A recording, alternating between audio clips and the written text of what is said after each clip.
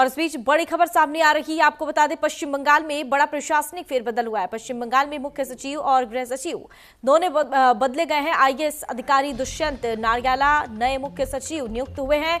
IAS अधिकारी संघमित्रा घोष को नया गृह सचिव बनाया गया है। बड़ी खबर इस वक्त की, चुनाव आयोग ने प्रशासनिक फेरबदल की जानकारी साझा की है। बड़ी खबर इस वक्त की, मुख्य सचिव और गृह सचिव दोनों बदले गए। चुनाव आयोग ने प्रशासनिक फेरबदल की जानकारी दी है। आईएएस अधिकारी संघमित्रा घोष को नया गृह सचिव बनाया गया है।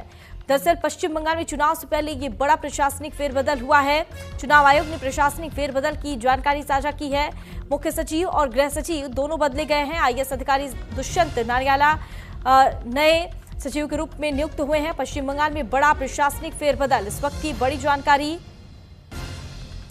पश्चिम बंगाल में मुख्य सचिव और गृह सचिव दोनों बदले गए। इस वक्त की ये बड़ी खबर सामने आ रही है। आईएएस अधिकारी दुष्यंत नारयाला नए मुख्य सचिव नियुक्त हुए हैं। सपा सांसद आर.के. चौधरी से हमारी संवाददाता अंचल यादव ने खास बातचीत की, सुनिए। हमारे साथ बातचीत करने के लिए समाजवादी पार्टी के सांसद आर.के. चौधरी साहब। चौधरी साहब, राज्यसभा का इलेक्शन कैसे देख रहे हैं इसको, क्योंकि इलेक्शन काफी दिलचस्प होने वाला है? अब देखिए, चाहे राज्यसभा चुनाव हो, चाहे देश के विधानसभा चुनाव हो, जिस तरह से चुनाव आयोग हरकत कर रहा है, कहीं न कहीं बीजेपी के नेताओं के कंट्रोल में है। ये चुनाव आयोग नहीं कर रहा है, केंद्र सरकार कर रही है। निश्चित तौर पे निश्चित चुनाव संभव नहीं है। और जैसे पश्चिम बंगाल के दो मुख्य अधिकारियों, एक मुख्य सचिव, दूसरा गृह सचिव को हटा दिया, कोई कारण नहीं है। आखिर एकाएक हटा क्यों दिया, कोई कारण दिखाया भी नहीं है। तो निश्चित तौर पे पूरा देश सहमत तो है कि ऐसे अगर बारी बारी विधानसभा के चुनाव होंगे और चुनाव आयोग हरकत करेगा तो कैसे देश चलेगा, ये चिंतक बात है। सर, आपको लग रहा है कि जितने राज्यसभा इलेक्शन में जो विधायक हैं, चाहे हम विपक्ष की बात करें या फिर पक्ष की बात करें, कई जगह पर भाजपा ने तो व्हिप जारी किया है कि उनके सारे विधायक मौजूद रहने चाहिए असेंबली में।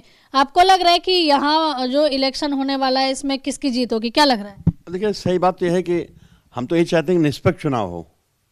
कोई जीते कोई हारे इस मतलब नहीं है, चुनाव होना चाहिए निष्पक्ष। लेकिन बीजेपी राज में निष्पक्ष चुनाव संभव दिखता नहीं। असेंबली चुनाव भी है कई राज्यों में, जिसमें से खास करके सबकी नजरें जो है वो केरल और इसके अलावा पश्चिम बंगाल पे सबसे ज़्यादा और असम पे टिकी हुई हैं। आपको लग रहा है कि इस बार असम में जो जिस तरह भाजपा ने परिवर्तन यात्रा निकाली है, पीएम ने उसका समापन किया है, कोई असर देख पाएंगे कि बदलाव हो सकता है आपको? अब अगर हम लोग तो रीड कर रहे हैं, बीजेपी की हरकत ना रुकी तो हम लोग खुद सड़कों पर आएंगे और कुछ चारा नहीं है। देश लोकतांत्रिक है। हम चाहते हैं कि चुनाव आयोग हो या देश की कोई ऐसी संस्था हो उस पर किसी कंट्रोल ना हो, वो फ्री होकर इलेक्शन कराए, ना काउस दोस्ती ना काउस बैर। तो निश्चित तौर पर देश में जो बाबा साहब अम्बेडकर या देश को स्वतंत्र रूप से चलाने वाले मंशा रखने के जो नेता हैं, उनके मंशा के हिसाब से देश चल पाएगा। नीतीश जी भी राज्यसभा आ रहे हैं, आप अब कैसे देख रहे हैं? अब नीतीश जी से कोई बात तो हम लोगों ने किया नहीं है। नीतीश जी कब क्या कर डालेंगे ठिकाना नहीं है। और अगर कोई बड़ा करते हैं तो हम लोग साथ हैं। धन्यवाद है। तो देखिए, यहाँ पर आप आर.के. चौधरी साहब को सुन रहे थे। कैमरा पर्सन अरब के साथ में अंचल यादव, न्यूज़ इंडिया, दिल्ली। खबरों में आगे बढ़ेंगे। बड़ी खबर इस वक्त की, आपको बता दें 5 राज्यों में विधानसभा चुनाव की तारीखों का ऐलान। असम, केरलम, पुडुचेरी में 9 अप्रैल को एक चरण में वोटिंग होगी। तमिलनाडु में एक चरण में 23 अप्रैल को चुनाव होंगे। पश्चिम बंगाल में 2 चरण में 23 अप्रैल और 29 अप्रैल को मतदान होगा। 4 मई को सभी राज्यों में चुनाव के नतीजे आएंगे। बड़ी खबर इस वक्त की, भारत निर्वाचन आयोग ने पश्चिम बंगाल, असम, केरलम, तमिलनाडु और पुडुचेरी सहित 5 राज्यों के विधानसभा चुनाव की तारीखों की घोषणा कर दी है और इन सभी विधानसभा चुनाव का परिणाम 4 मई को आएगा। बड़ी खबर इस वक्त की, भारत निर्वाचन आयोग ने कल यानी 15 मार्च को 5 राज्यों में चुनाव की तारीखों का ऐलान कर दिया है। और आपको बता दें, पश्चिम बंगाल का चुनाव इस बार बेहद अहम है और सबकी नजरें इस पर टिकी हुई है। 2 चरणों में यहां मतदान होगा। पहले चरण का चुनाव 23 अप्रैल और दूसरे चरण का चुनाव 29 अप्रैल को होगा। और खबरों में आगे बढ़ेंगे। चुनावी तारीखों के ऐलान पर कांग्रेस सांसद प्रमोद तिवारी ने हमारे संवाददाता कनिका कटियार से खास बातचीत की। उन्होंने क्या कुछ कहा, सुनिए। कांग्रेस पार्टी के वरिष्ठ नेता और राज्यसभा में उपनेता प्रमोद तिवारी इस वक्त मेरे साथ हैं। सर, 5 राज्यों के चुनावी तारीखों का ऐलान हो चुका है। 4 राज्यों में सिंगल फेज में वोटिंग होगी, लेकिन बंगाल में 2 चरण में वोटिंग होगी। कैसे देखते हैं आप इस डिक्लेरेशन को?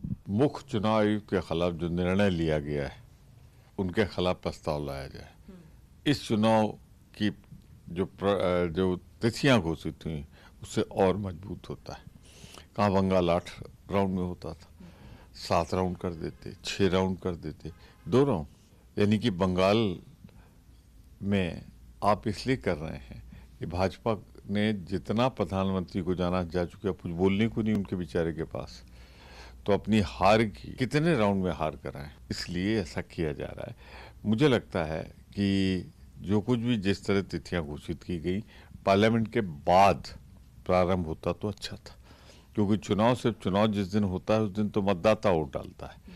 जो एमपीज होते हैं इनको चुनाव प्रचार में रहना होता है, सिलेक्शन में रहना होता है। किस तरह कर दिया है?